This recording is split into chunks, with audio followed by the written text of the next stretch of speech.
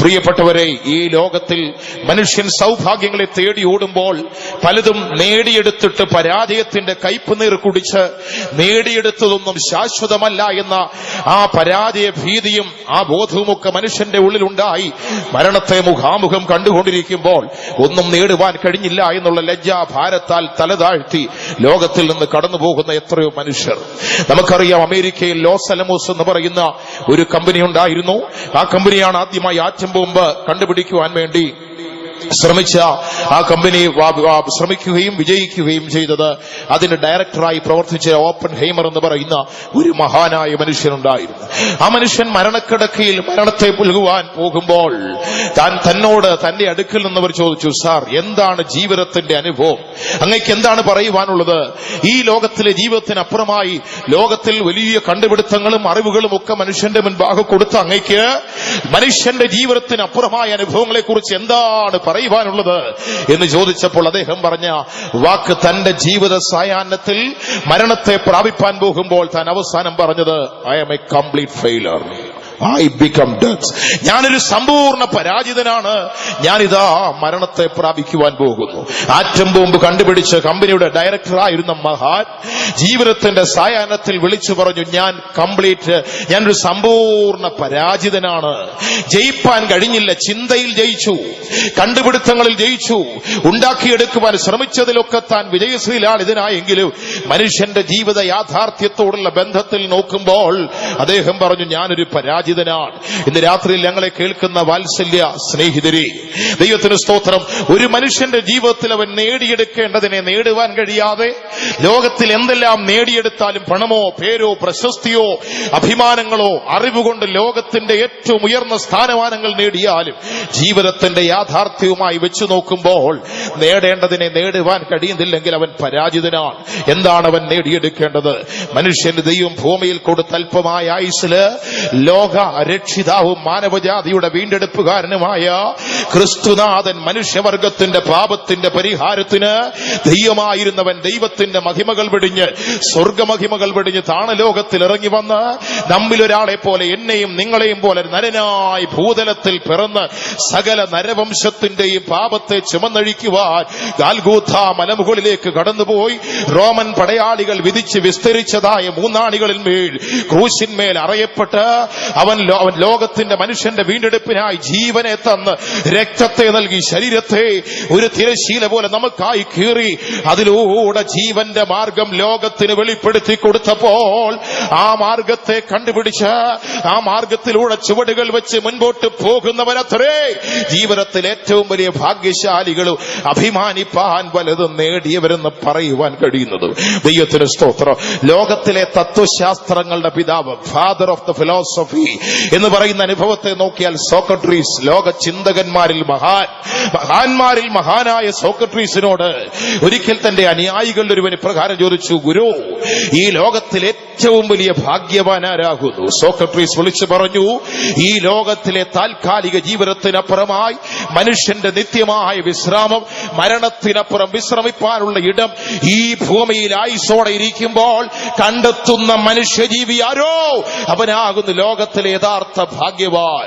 ദൈവത്തിന് സ്തോത്രം. ഇത് പറഞ്ഞ സോക്രട്ടീസിന് പോലും അത് കണ്ടുപിടിക്കുവാൻ സാധിച്ചില്ല, അതിനെ കണ്ടെത്തുവാൻ സാധിച്ചില്ല. ഗ്രീസിലെ ഏഥൻസിലെ കോടതി തനിക്ക് വധശിക്ഷ വിധിച്ച് വിഷം നിറഞ്ഞ പാത്രം തന്റെ കയ്യിൽ കൊടുത്ത് സ്വയം വിഷം കുടിച്ച് മരിക്കുവാൻ ഏഥൻസിലെ കോടതി വിധി പ്രസ്താവന നടത്തി. വിഷം നിറഞ്ഞ പാത്രം തന്റെ കയ്യിലേക്ക് കൊടുത്തപ്പോൾ അദ്ദേഹം വിളിച്ചു പറഞ്ഞു, തത്വചിന്തകളുടെ പിതാവ്, ലോകത്തിലെ ഫിലോസഫികളുടെ ഫാദർ വിളിച്ചു പറഞ്ഞു, ഞാനിതാ മരണത്തിലേക്ക് പോകുന്നു, നിങ്ങൾ ജീവനിലേക്കും. ദൈവത്തിന് സ്തോത്രം. എന്നെ കേൾക്കുന്ന പ്രിയപ്പെട്ട ദൈവമക്കളെ, കേൾവിക്കാരായ സ്നേഹിതരെ, ഒരു യാഥാർത്ഥ്യത്തെ അറിഞ്ഞു വേണം നമ്മുടെ ചുവടുകൾ മുൻപോട്ട് വയ്ക്കുവാൻ. ഇന്നല്ലെങ്കിൽ നാളെ ഒരു ദിനം മരണമെന്ന ദൂതൻ കരുണ കൂടാതെ നമ്മെ കൊണ്ടുപോകുവാൻ നമ്മുടെ അടുക്കൽ തേടി വരുമ്പോൾ ഇല്ല എന്നും അല്ല എന്നും പിന്നീടാകട്ടെ എന്നും പറഞ്ഞ് ഒഴിവ് കഴിവുകൾ പറഞ്ഞ് മാറി നിൽക്കുവാൻ ഉലകത്തിലെ ഒരു മനുഷ്യനും സാധ്യമേ അല്ല. ആകയാൽ ജീവനോടിരിക്കുമ്പോൾ തന്നെ ഓർത്തുകൊള്ളണം, ഒരു നിത്യതയുണ്ട്.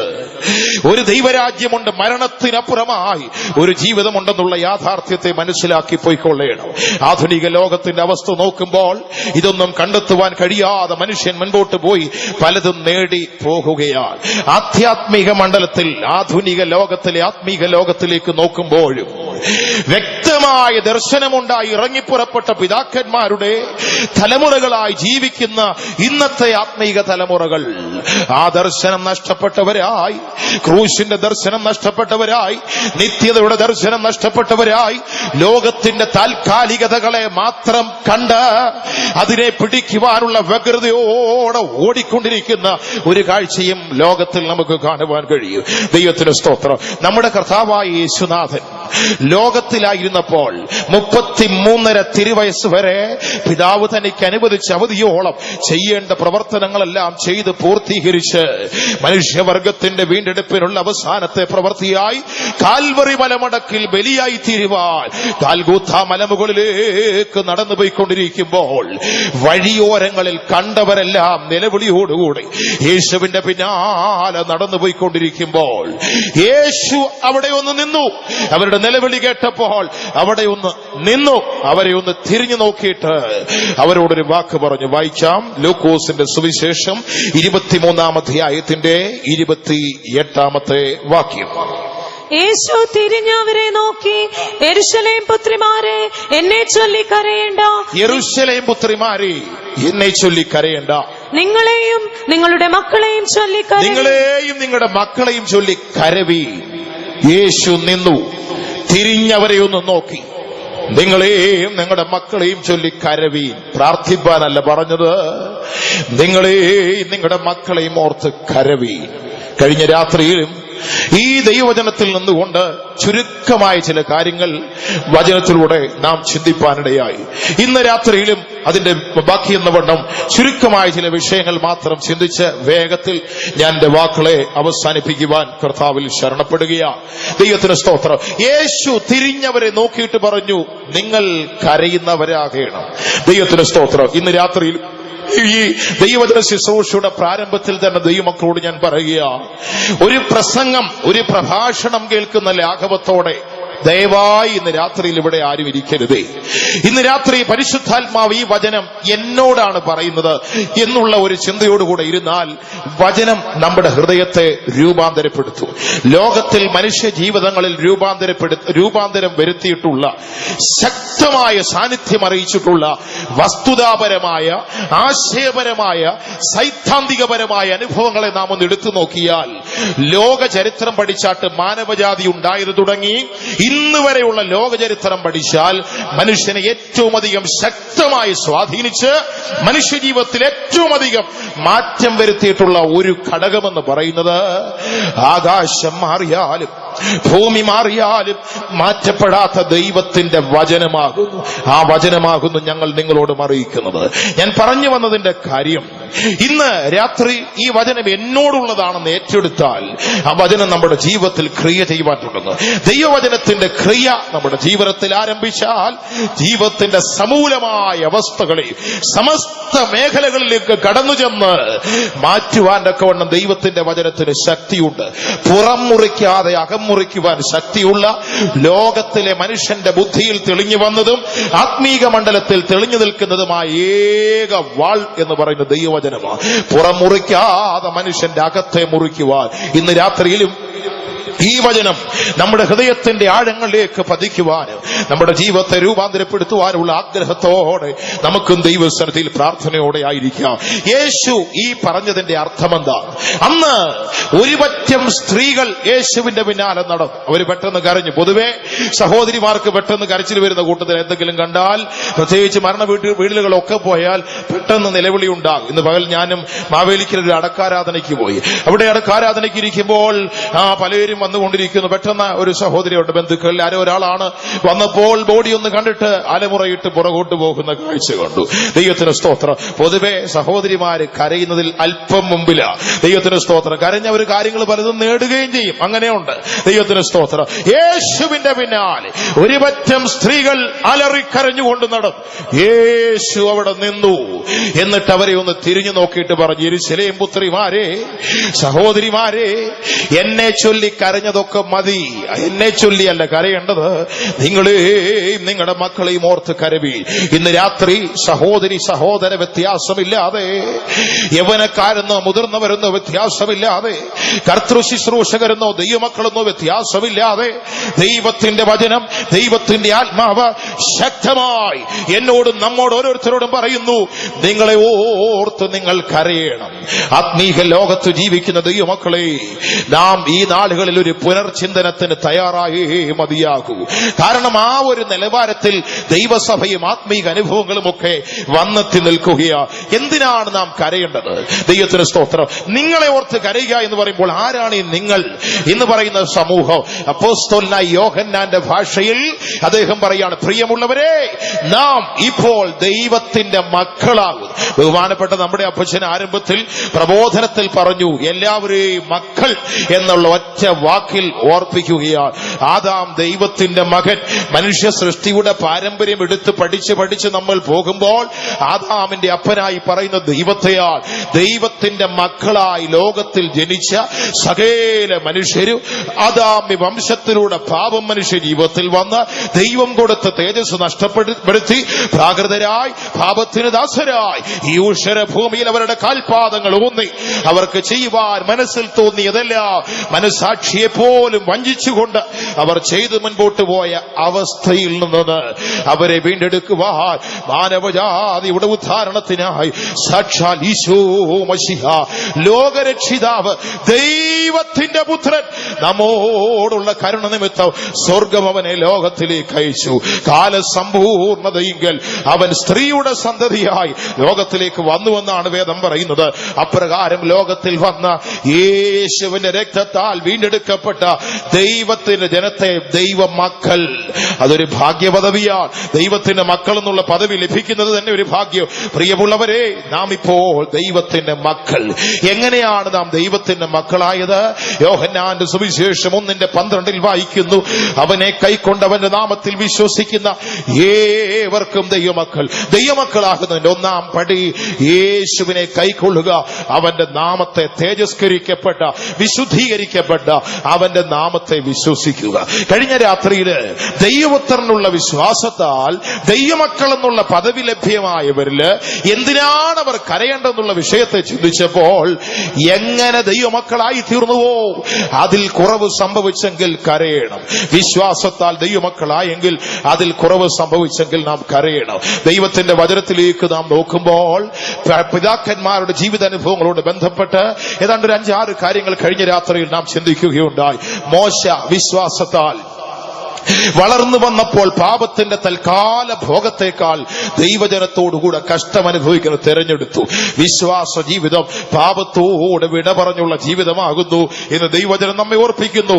അതിൽ കുറവ് വന്നുപോയോ നാം ദൈവസന്നിധിയിൽ കരയുന്നവരാകണം. 1-ാം നൂറ്റാണ്ടിലെ സഭകൾ ആ വിശ്വാസത്തിൽ ഉറച്ചു എന്ന് ദൈവവചനം പറയുന്നു. സഭയുടെ ഉറപ്പ് വിശ്വാസമാണ്.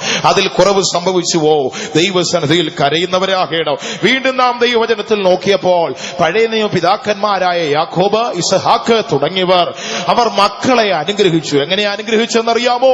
ഭാവികാലം സംബന്ധിച്ച് അവരെ അനുഗ്രഹിച്ചു. അത് വിശ്വാസത്താലായിരുന്നു. നമുക്കറിയാം, ഒരു ഭാവികാലം ദൈവത്തിന്റെ ജനത്തിനുണ്ട്.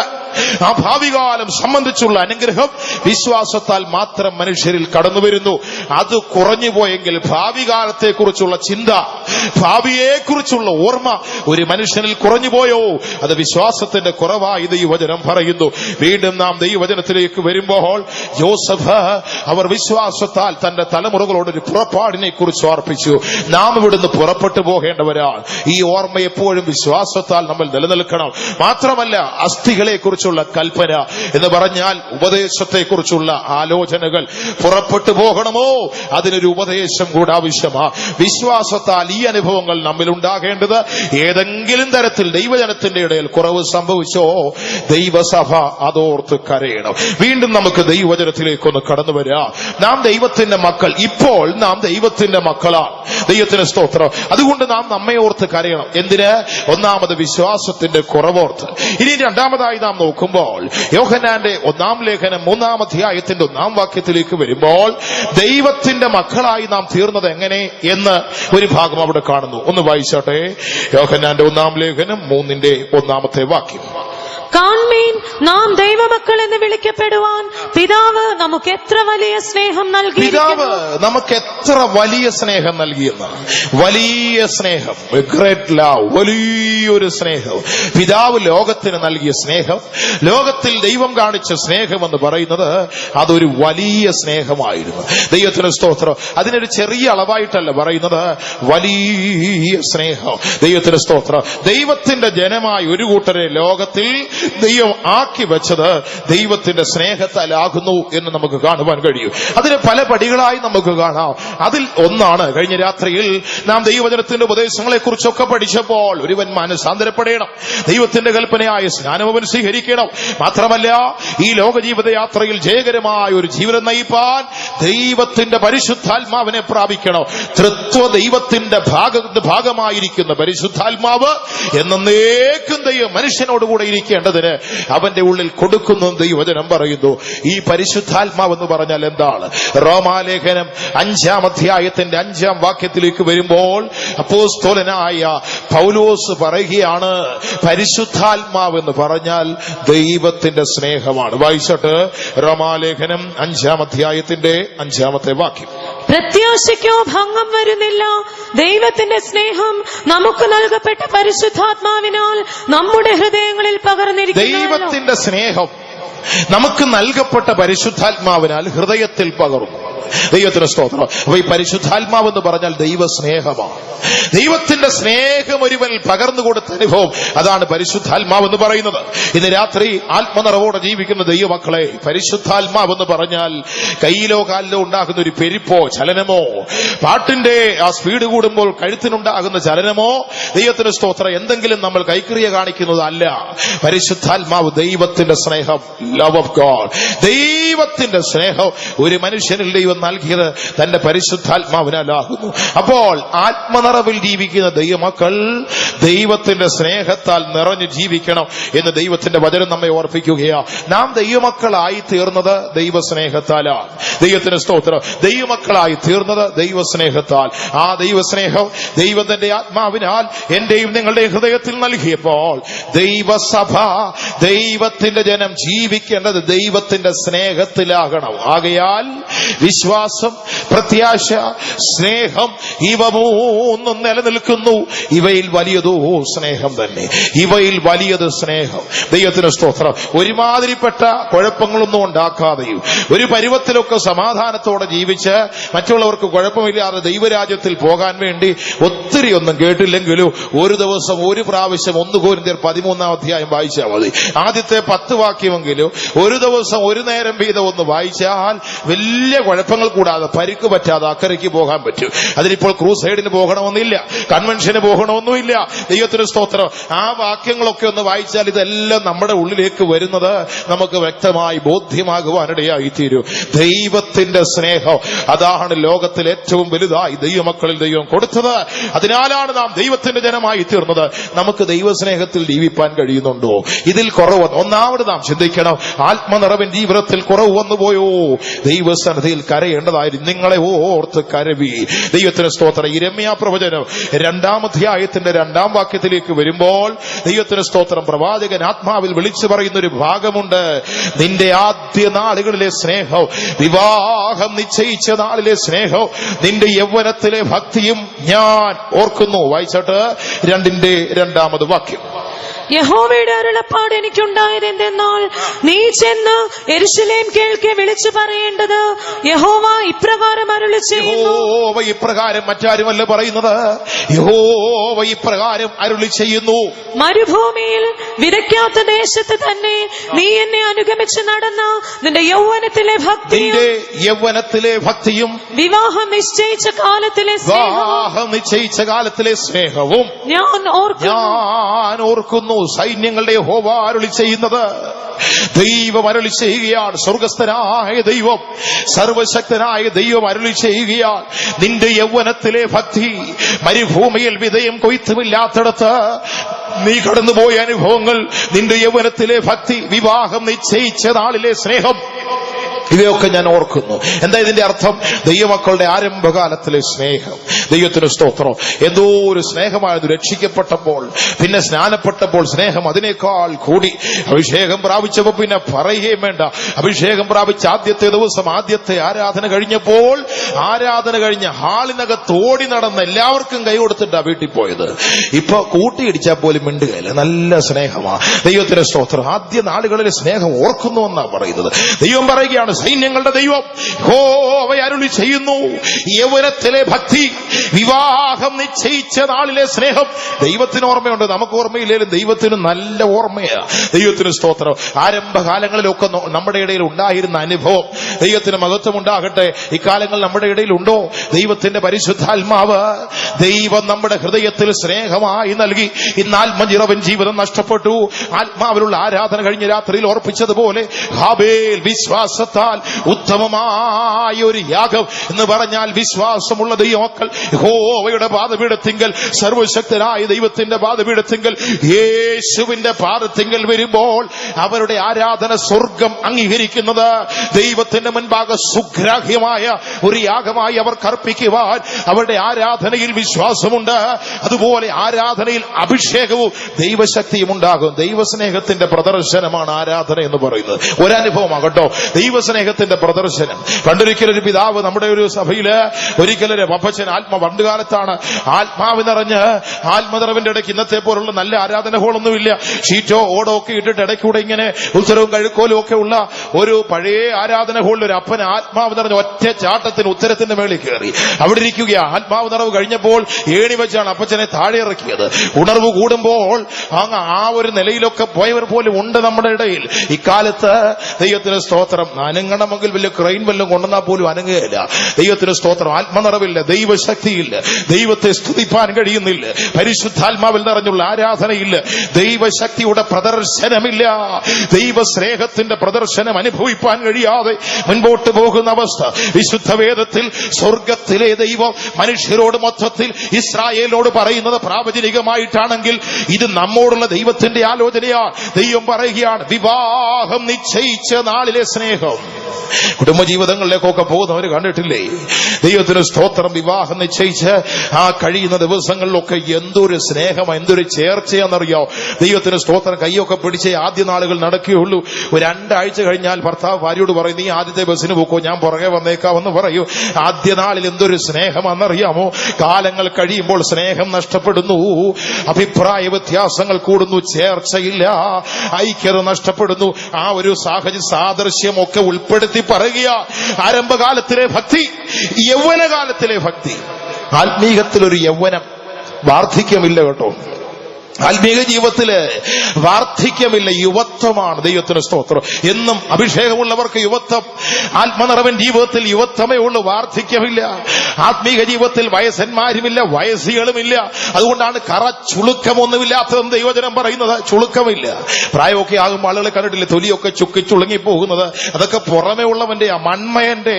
എന്നാൽ അകമേ ഉള്ളവന്, ആത്മമനുഷ്യന്, ഒരുവന്റെ ഉള്ളിലെ അകം മനുഷ്യന് ചുളുക്കമില്ല, പ്രായം കൂടുകയില്ല.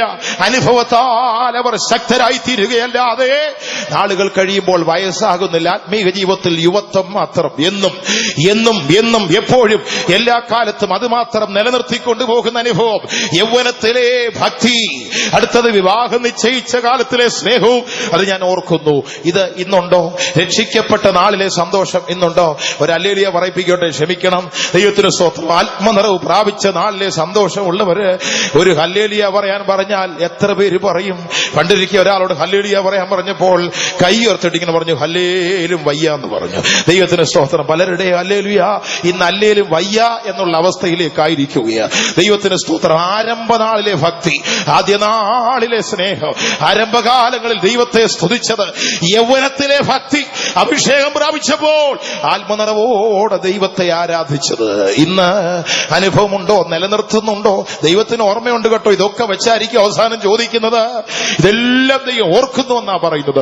കുറഞ്ഞുപോയോ? കരയാമോ? നിങ്ങളെ ഓർത്ത് കരയണം. നമ്മൾ നാട്ടുകാരെ ഓർത്ത് ഒത്തിരി കരയുന്നവരാ, നല്ല കാര്യമാ. പെന്തിക്കോസുകാരായ ദൈവമക്കൾ ദേശത്തിലുള്ളവർക്ക് വേണ്ടി പ്രാർത്ഥിക്കുന്നവരാ.